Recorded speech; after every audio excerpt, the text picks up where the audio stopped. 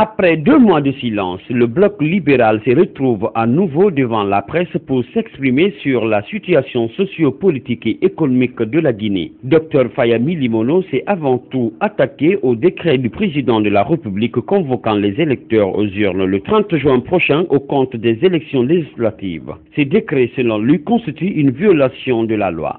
Je vous prie, au nom du BL, de ses militants, de ses sympathisants et au nom de tous les Guinéens qui se battent aujourd'hui pour la démocratisation de ce pays et un état de droit, que ce fameux décret que nous voulons faire annuler par les tribunaux soit trouvé dans les 2 ou 3 jours, parce que notre requête est déjà prête. Nous voulons la soumettre à la Cour suprême pour ne pas permettre à la Guinée de franchir le pas qui pourrait faire regretter ce qui va suivre à plus d'un. Autre sujet abordé au cours de cette conférence de presse est la gestion économique du gouvernement. Le bloc libéral la qualifie de dévastatrice pour le pays. Toute chose qui, selon eux, n'encourage pas la venue des investisseurs étrangers. La multiplication par 10 du taux d'imposition des entreprises privées en Guinée est exagérée. Par exemple, les radios privées communautaires qui avaient l'habitude de payer 2 millions de francs guinéens d'impôts par an payent désormais 20 millions. Quant aux radios commerciales qui payaient 2 500 000 par an, paye désormais 25 millions. Un commerçant qui avait l'habitude de payer 500 000 d'impôts par an paye 5 millions de francs guinéens. Le bloc libéral juge cette mesure inopportune et dévastatrice pour l'économie guinéenne. Ses effets pervers sont, entre autres, le manque d'investissement, la délocalisation des entreprises vers d'autres pays, le taux insignifiant de croissance et de création d'emplois. Pire, cette mesure sape davantage le pouvoir d'achat du Guinéen qui était déjà très bas à la prise de fonction de M. Alpha Condé. Par ailleurs, le bloc libéral invite les hommes des médias à lutter contre la manipulation de la couche juvénile censée être la relève de demain. Après la fin des opérations de révision des listes électorales, l'heure est au bilan. Les moniteurs déployés par le Conseil national des organisations de la société civile pour la circonstance ont sillonné les différentes carles de la capitale. Objectif, suivre de près le déroulement du processus de révision des listes électorales afin d'évaluer le travail accompli par les opérateurs de saisie. C'est une rencontre de restitution suite à l'observation que nous avons menée lors du processus de révision des listes électorales. Nous avons réuni l'ensemble des moniteurs de Conakry pour nous expliquer leurs difficultés, le taux de participation sur Conakry. Ce taux de participation sur Conakry varie entre 60 et 80 enrôlés par jour. Donc à cette étape, nous sommes satisfaits non seulement du taux d'enrôlement, nous sommes satisfaits de l'enregistrement des incidents très mineurs. Si le CNOSC ne peut fournir aucune statistique réelle sur le nombre de citoyens enrôlés, plusieurs difficultés sont par contre enregistrées sur le terrain par les moniteurs. Le démarrage de l'enrôlement, on a constaté qu'il y a des quartiers qui ont dit qu'ils n'ont pas été informés, les chefs de quartier. Donc cela a retardé la première semaine, par exemple, la mobilisation du certains. En plus, nous avons constaté aussi le délestage à Kalom. Nous avons évoqué plusieurs difficultés que nous avons rencontrées sur le terrain, notamment la distance qui existe entre les différentes carles. Il y a également des problèmes liés à l'enrôlement des demandeurs. Il y a des carles qui ont commencé à fonctionner très tardivement compte tenu des pannes répétées au niveau des machines. Au niveau de certaines carles, j'ai eu à énumérer dans la salle, il y a eu confusion au numéro des carles. Ça, je pense que ça dépend de la CECI. Des fois, il y a incompétence dans la manipulation de ces machines, des ordinateurs. Il ressort néanmoins de cette restitution que la révision des listes électorales a permis à plusieurs citoyens de se faire enrôler. Aucun incident majeur n'a émaillé l'opération de révision selon le Conseil national des organisations de la société civile. Présenté à l'ensemble des participants pour validation, l'élaboration de ce document est partie d'un constat: la rareté de publications sur la justice et l'état de droit en Guinée. En Guinée, la particularité est qu'il y a très peu d'études sur le secteur de la justice. Et ça, ce document va être une documentation très précieuse. L'objectif, c'est de dresser un état des lieux et surtout comment améliorer ce qui marche moins bien. On ne peut pas parler de la démocratie, de la sécurité, du développement économique vraiment sans la justice. Et les investisseurs ne peuvent pas venir dans un pays où il n'y a pas vraiment une justice équitable. Donc notre souhait est que les critiques et les appréciations qui vont se dégager pendant cette journée soient vraiment issues, se donnent des recommandations qui seront vraiment prises en compte par les autorités et toutes les parties prenantes pour faire avancer la justice en Guinée. Un travail d'équipe de chercheurs guinéens qui, depuis 2 ans, sont sur pied pour la rédaction. Ils se disent touchés par les maux dont souffre le secteur de la justice. Ce document, selon eux, pourrait contribuer à l'amélioration des conditions de vie de bon nombre de Guinéens. La Guinée dispose d'un arsenal juridique en matière d'accès à la justice. Malheureusement, dans la pratique, ces textes ne sont pas appliqués. Nos juridictions ressemblent vraiment à des poulaillers. On rend des décisions de justice dans l'obscurité, il faut allumer la bougie. Donc, pour nous, il faut corriger cela. Il faut construire suffisamment de juridictions. Nous pensons aussi qu'il faut améliorer les conditions de travail des magistrats. Parce que si on parle de corruption, c'est parce que le salaire n'est pas suffisant. Améliorer les conditions de détention, améliorer les conditions de vie, de travail des magistrats, permettre également le recrutement de personnel judiciaire. Les magistrats, les avocats sont en nombre insuffisant. Mener des recherches et publier des rapports sur des thèmes relatifs à la bonne gouvernance ou promouvoir la transparence et la responsabilité dans la gestion des institutions. Tels sont les objectifs des partenaires qui accompagnent ce projet. La manière dont je suis sorti de la cour et quand j'ai commencé à tirer, je vais vous expliquer. Oui, d'accord. Bon, dégagez ici. On va mettre un soldat ici qui va représenter cette personne-là, inconnue. Hein? Dernier virage pour la clôture des débats de fond dans le feuilleton judiciaire du 19 juillet 2011. Les parties au procès ont effectué ce lundi un transport judiciaire à la résidence privée du chef de l'État assise à Kipé. Objectif, reconstituer les faits et se faire une idée des déclarations faites par l'un des accusés, le commandant Alpha Oumar Bofa Diallo alias AOB, et des témoins de la garde présidentielle présents sur les lieux le jour de l'attaque. Un transport judiciaire sous haute surveillance avec un dispositif sécuritaire impressionnant. J'ai appelé le chef de poste. Il est venu vers moi. Je lui ai montré les voitures sur les rails. Je lui ai dit, les voitures là, c'est des assaillants qui sont là-dedans. Ils veulent me tuer et veulent vous attaquer. On a fini, dès qu'il a fait d'eau, je me suis embarqué dans ma voiture, j'ai continué. La garde était là, dehors, au long de la route. D'accord. Vous êtes limité ici. Ici. Parce qu'on ne peut pas s'arrêter de là. Vous n'avez pas évolué? Non, pas du tout. Vous avez appelé la garde? La garde. Ils sont venus? Le chef de poste est venu. Le chef de poste est venu. Oui. Vous leur avez indiqué voilà, la position des voitures et leur intention. Ils ont appelé Amadou. Il était à mes côtés droits. J'ai dit Amadou, c'est pourquoi tu m'as appelé? Il a voulu répondre oui quand c'est ça. Une rafale par derrière. On l'a tué. On l'a tué. Il est tombé où? Il est tombé juste à côté. Le commandant Alpha Oumar Bofa Diallo n'est pas le seul à être interrogé sur les lieux. Des témoins comme l'adjudant-chef Fodé Abbas Bangoura, le lieutenant Moussa Donzo, tous membres de la garde présidentielle, étaient eux aussi sur le feu des questions des magistrats et avocats présents. Chef de poste, quand il a dit chef de poste, quand je me suis déplacé, je suis parti vers lui là-bas. Il a mis ses mains sur mes épaules comme ça. Il y a les 2 véhicules qui sont arrêtés ici là. Ils sont venus. On a 2 coups de sommation. Dès que j'ai pris mon fusil, j'ai donné 2 coups de sommation. Quand je suis allé chercher mon téléphone, c'est là où j'ai entendu les tirs.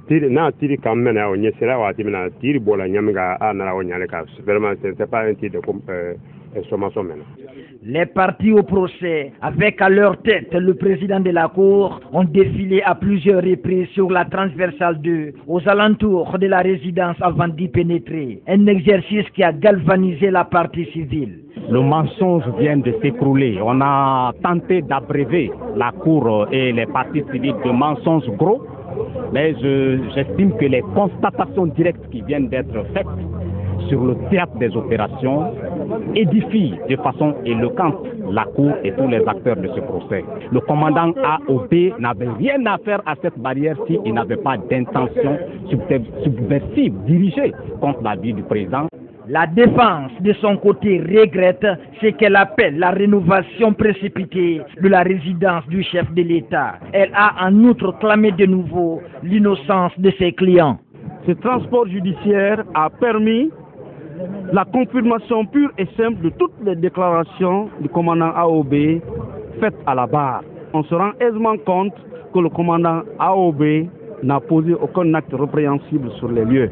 Le second accusé, Jean-Guy Lavogui, faute de maîtrise du français, n'a pu être interrogé sur les lieux. Prochaine étape dans ces dossiers, le réquisitoire du procureur et les plaidoiries des avocats. Une étape très attendue qui pourrait démarrer sous peu à la cour d'appel de Conakry. Il s'agit pour ces journalistes qui seraient victimes de menaces de mort d'exprimer leur inquiétude à l'opinion nationale et internationale. Selon les conférenciers, dans la matinée du 16 mai 2013, aux environs de 9h11, le journaliste Nou Baldé, directeur de publication de l'hebdomadaire L'Observateur et chef de bureau adjoint du site d'information Guinée News, aurait reçu un SMS du numéro de téléphone 00244 94 58 25 782, le menaçant de mort. Et pour cause, selon l'Institut de recherche sur la démocratie et l'état de droit, ces menaces font suite à une information traitée par Nou Baldé et publiée sur un site d'information. C'était le 16 avril dernier, quand j'ai traité une information portant sur une menace de mort, portant sur El Hassan Loudalen Diallo, président de l'IFDG. J'avais échangé avec lui, je n'avais pas traité l'information. Pour moi, c'était une information pour que je sois informé. À partir de la publication de cet article, j'ai reçu plusieurs coups de fil, et surtout de nuit. Donc c'est embêtant la nuit que quelqu'un t'appelle pour dire « je te connais, je vais t'éliminer, on va en finir avec toi ». Dans sa communication, Nou Baldé appelle à une solidarité pour dénoncer cet état de fait. Qu'on doit se battre et mobiliser les confrères, dénoncer cela. Plus loin, d'autres journalistes, Tierno Mamadouba du journal Le Défi et Maître Tierno Souleymane Baldé, disent avoir reçu aussi des injures et des menaces par téléphone alors qu'ils venaient de terminer une émission avec RFI. J'étais invité de RFI dans Allo Presse le matin. Juste après mon émission, c'est un haut responsable de ce pays qui m'a appelé pour m'insulter et très sérieusement me menacer de mort. Aujourd'hui, c'est le cas de Nou Baldé, mais au-delà, on a vu une suite, on a la déclaration qu'on vous a distribuée. Nous avons juste en fait mentionné certains exemples pour vous donner en fait une idée qui représente les actes dont les journalistes sont victimes en général. Et c'est important dès maintenant qu'on arrive vraiment à se mobiliser pour que de telles pratiques puissent s'arrêter. Ainsi, Nou Baldé aurait saisi le procureur de la République dans une plainte portée contre X pour menace de mort. Placé sous le slogan Tolérance zéro vers l'excellence, l'examen d'entrée en 7e année s'est poursuivi ce mardi sur toute l'étendue du territoire national et les candidats se montrent confiants quant au bon déroulement des épreuves. Vous avez fini avant l'heure, c'est ça? Oui. Dites-nous comment ça se passe. Ça s'est passé bien parce qu'on ne nous a pas collé, les sujets ne sont pas difficiles. Si tu as révisé bien à la maison, tu pourras trouver les sujets qu'on a donnés. On a vu d'abord dicter questions. Le ministère de l'Éducation n'a pas donné les sujets si difficiles. On n'a pas trouvé les questions parce qu'on n'a pas bien révisé les sciences, c'est pourquoi. Au complexe scolaire Kofi Annan, au lycée Kipé, comme au groupe scolaire Saint-Georges, les mesures prises en vue de crédibiliser les examens sont respectées à la lettre. Au dire des encadreurs, aucun cas de fraude n'a été signalé dans ces centres depuis le démarrage des examens. Ce matin, déjà, avant la montée des couleurs, nous avons fait un rapprochement entre la journée d'hier et la journée d'aujourd'hui pour que celle d'aujourd'hui soit meilleure à celle d'hier. Les surveillants aussi, on leur a dit d'exhorter les enfants à ne pas se presser à rendre les copies. Je crois que tout se passe dans les bonnes conditions. Depuis, on n'a pas enregistré un cas de fraude encore. Tous les règlements et principes qui ont été votés sont respectés à la lettre. La régularité des élèves, des candidats, la ponctualité également des surveillants, la bonne vigilance surtout des membres de la délégation chargée de l'examen. Un service sanitaire fonctionne dans les centres sillonnés. Il traite des candidats malades lors des épreuves. Témoignage d'un candidat malade qui vient de recevoir les premiers soins au complexe scolaire Kofi Annan. J'ai bien traité le sujet. Après, je me suis débrouillé de venir chez madame me donner le médicament. Je me suis retrouvé maintenant. Des agents ont été déployés dans chaque centre pour assurer la sécurité. Ils se disent prêts à jouer le rôle qui leur est dévolu. Il n'y a pas de perturbation. Tout se passe dans les meilleures conditions. C'est calme, aucun parent d'élève ne vient. Seulement les membres du ministère et l'APAE et les différents contrôleurs qui viennent pour contrôler l'état de l'examen. C'est seulement ça. Si certains candidats crient victoire avant même la fin des épreuves, d'autres en revanche se plaignent de n'avoir pas épuisé leur programme.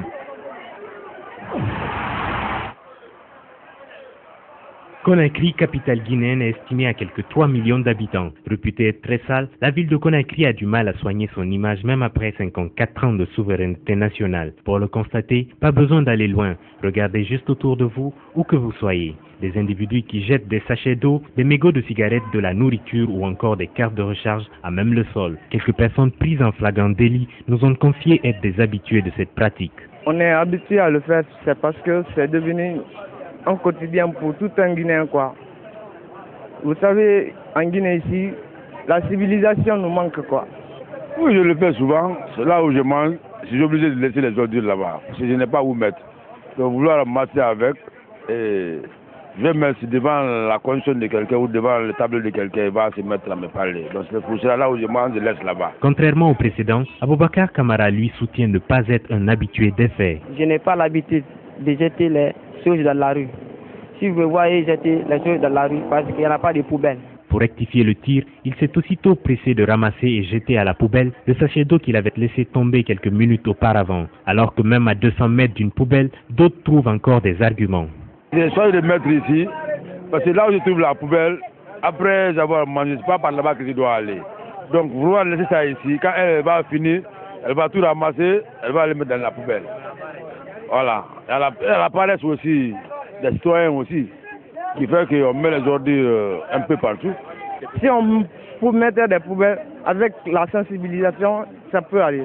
Pour le vérifier, nous nous sommes promenés en ville et avons constaté tout près d'un département ministériel des sachets d'eau par terre à moins d'1 mètre d'une poubelle. Comme on le dit souvent, les habitudes ont la vie dure en Guinée. Jeter des objets dans la rue ou par terre est même devenu un sport national qui ternit l'image de notre belle patrie, la Guinée.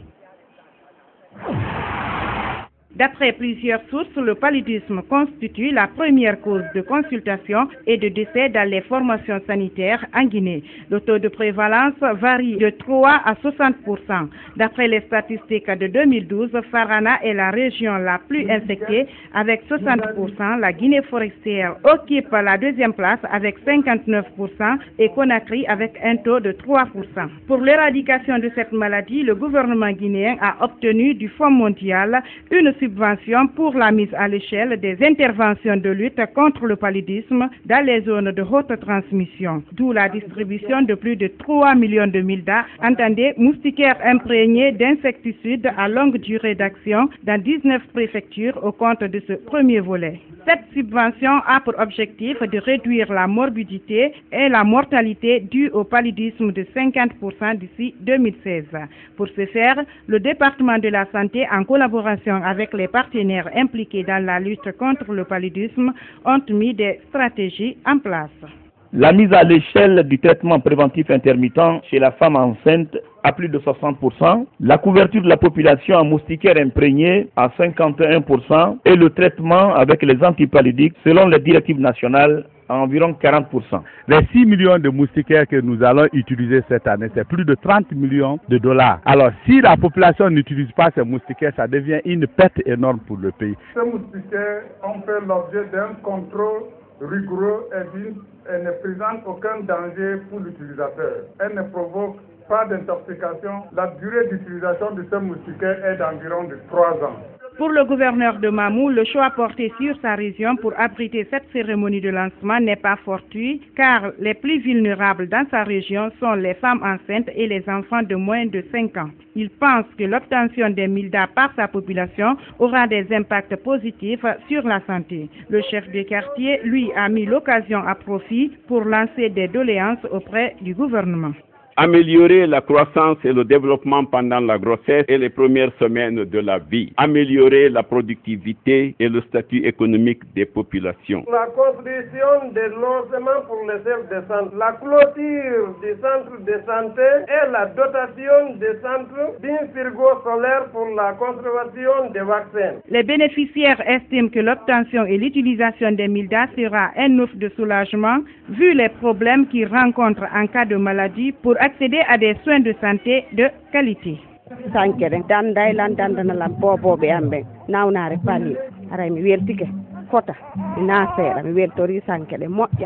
Des sketchs de sensibilisation sur le paludisme et des animations de certains chanteurs guinéens ont ponctué la cérémonie de lancement. Deux autres volets verront le jour bientôt, mais cette fois-ci financés sur initiative du président américain pour les 19 autres préfectures, y compris la capitale Conakry.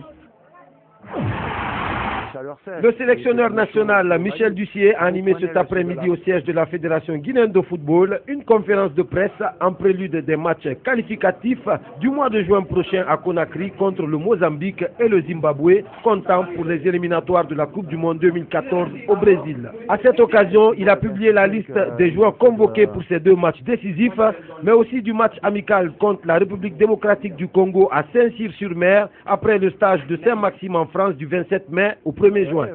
Il s'agit de rendre compte à l'opinion, à travers les médias, de ce que nous envisageons dans le cadre des matchs de qualification pour la Coupe du Monde de la FIFA Brésil 2014, notamment le match Guinée-Mozambique qui se jouera le 9 juin 2013 à 17h au stade 20 septembre et le match Guinée-Zimbabwe qui se jouera aussi le 16 juin à la même heure au stade 26 septembre. Vous avez donc la liste des 23 joueurs qui ont été retenus pour les matchs. 3 gardiens avec Kemoko Kamara, Abdulaziz Keita et Nabi Yatara. Défenseurs Tiernoba, Ibrahima Diallo, Oumar Kalaban, Mamoudou Mara, Florentin Pogba, Baïsama Sanko, Isiaga Silla et Kamil Zayat. Sur les postes de milieu, nous avons Habib Baldé, Lanfia Kamara, Ibrahima Konté, Sadio Diallo, Mohamed Diarra et Guy Michel Landel. Et sur les postes d'attaquants, nous avons Alassane Bangoura, Abdul Razaki Kamara, Salim Sissé, Sedouba Souma, Ibrahima Traoré et Mohamed Lamine Yatara. C'était important pour moi de récupérer les joueurs à partir du 27 mai. On est tous conscients ici qu'on a cette double échéance et que notre objectif, ce sera de gagner ces 2 matchs, prendre 6 points et puis jouer notre carte à fond. Certes, la Guinée ne tient plus toutes les cartes en main selon le sélectionneur national, mais Michel Dussier croit que tout est encore possible et pour espérer jouer une finale au Caire contre les pharaons d'Égypte au mois de septembre prochain, 2 victoires seront impératives.